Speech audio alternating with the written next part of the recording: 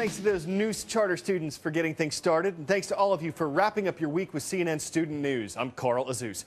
First up today, parts of Texas are recovering from severe weather that hit on Wednesday. The National Weather Service says at least 10 tornadoes touched down in the area. The U.S. gets more tornadoes per year than any other country.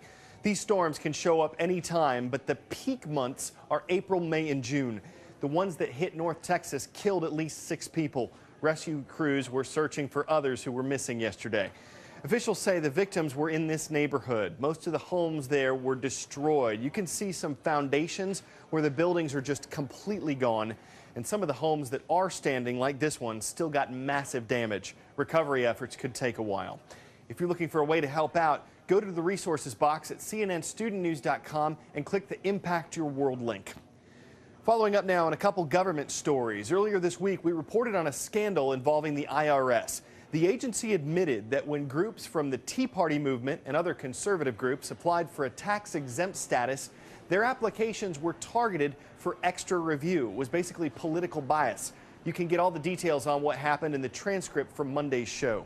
The acting commissioner of the IRS was forced to resign this week because of the scandal. The reaction from across Washington, outrage.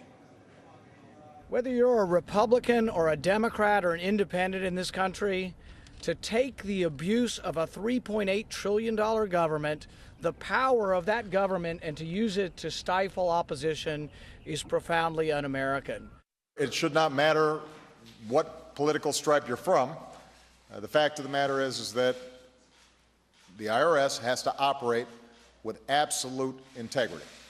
The government generally has to conduct itself in a way that is true to the public trust. That's especially true for the IRS. It's inexcusable, and Americans are right to be angry about it. There are laws in place to prevent this type of abuse. My question isn't about who's going to resign. My question is, who's going to jail over this scandal? The other follow-up is about a terrorist attack against a U.S. facility in Benghazi, Libya last year. 4 Americans were killed, including the U.S. ambassador to Libya. There's been a lot of criticism about how President Obama's administration responded. Wednesday, the White House released more than 100 pages of emails about that response. The communications between the White House, CIA, and State Department show how the administration developed its talking points. That's the information the government would share publicly. Representative Darrell Issa, the chairman of the House Oversight Committee, explained why Congress is holding hearings about Benghazi. Our solemn responsibility is to hold government accountable to taxpayers, because taxpayers have a right to know what they get from their government.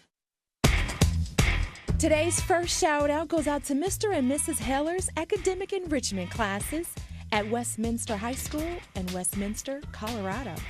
What U.S. holiday is being celebrated tomorrow? Here we go. Is it Armed Forces Day, Memorial Day, Arbor Day, or Flag Day? You've got 3 seconds.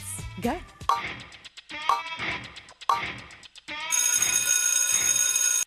Armed Forces Day falls on the 3rd Saturday in May.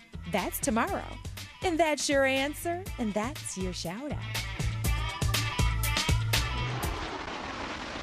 You're probably not as familiar with Armed Forces Day as you are with Memorial Day or Veterans Day. But the holiday celebrated this Saturday dates back to 1949 when it was announced to honor all branches of the U.S. military. In honor of Armed Forces Day, we're drumming up some military trivia. First, the oldest and largest branch. You'll probably guess it's the Army, but did you know that it dates back to June of 1775? That's a year before the Declaration of Independence was signed. The Navy was also established that year on October 13th, and on November 10th, 1775, the Marine Corps was born. All 3 of these groups would fight in the Revolutionary War. The U.S. Coast Guard came along in 1790, but not as the Coast Guard. It was called the Revenue Marine Service, and it was created by Treasury Secretary Alexander Hamilton. The Coast Guard got its current name in 1915. The youngest branch is the Air Force, of course. Couldn't get that one off the ground without planes, but even after those did take flight and start their military service, they were part of the Army until 1947. People always talk about prom as a night to remember. For a group of high school students from Davie, Florida, theirs is a night they'll probably never forget. We're on the limo and we're all dancing, having a good time, excited to go to prom, and then all of a sudden the bus slams on his brakes. I was the first to think, call 911, so I stepped to the side, I called 911, I was calm. Staying calm would be impressive enough considering this is why the driver slammed on the brakes. A van had swerved, wrecked, and flipped on its side right in front of them. The limo driver and 20 students got out, jumped into action, helping rescue the 5 adults and 2 kids in the van. Police and firefighters showed up a few minutes later, and everyone from the van was taken to the hospital. As for the students, after going through all that, they went on to their senior prom. They were a little disheveled, but still determined to be there. We had all made it. We were just happy to know that we were all alive, and we enjoyed our night. Seniors, we want to hear from you. What are you planning to do after graduation? Work, higher education, serve in the military? Tell us in our quick poll. It's on the blog at cnnstudentnews.com. Today's Shout Out Extra Credit goes out to Mrs. Essex Social Studies classes at the Christian Academy of Lawrenceburg in Lawrenceburg, Kentucky. On what type of vehicle would you find a derailleur? You know what to do. Is it on a train, bicycle, roller coaster, or zeppelin? Put another 3 seconds on the clock and go.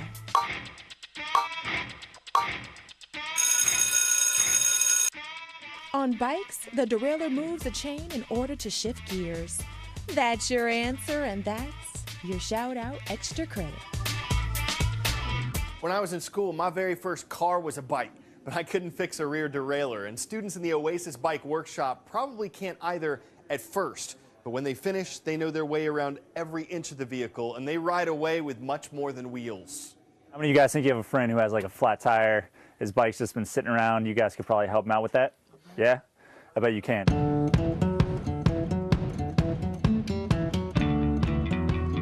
I'm Dan Furbish. I'm the coordinator of the Oasis Bike Workshop in Nashville, Tennessee. This is a 6-week workshop that the students sign up for. We work with middle school and high school students. On the first class, a student will come in here and pick out a bike. Whether or not it's a full, complete bike, an older bike, or a brand new bike that doesn't need any work, they're going to strip the whole thing down to the frame and start rebuilding it from scratch. In the process of rebuilding, seeing all the working parts of a bike, when they finish this program, they're going to know how to fix it.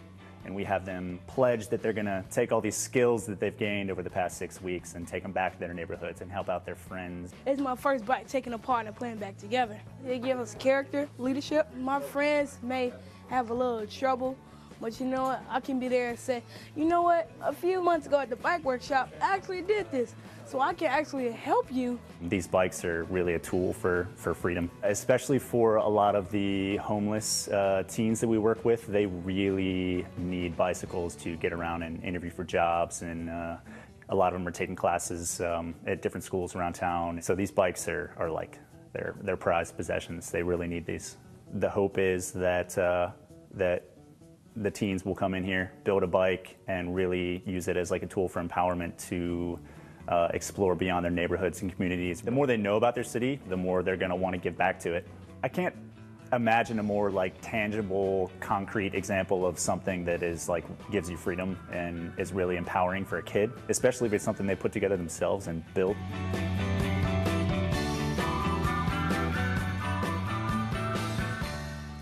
When you're dealing with several things at the same time, sometimes it's called juggling.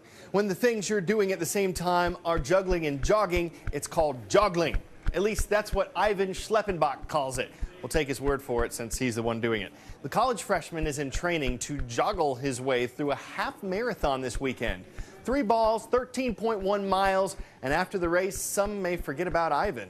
But it shouldn't take much to remind them. A little jog will do it. I just hope Ivan doesn't get tripped up by some simple mistake. It'd be awful if he dropped the ball and overshadowed his amazing feat. Even if that happens, I'm sure he'll take it all in stride. We reached today's finish line. Have a great weekend, y'all.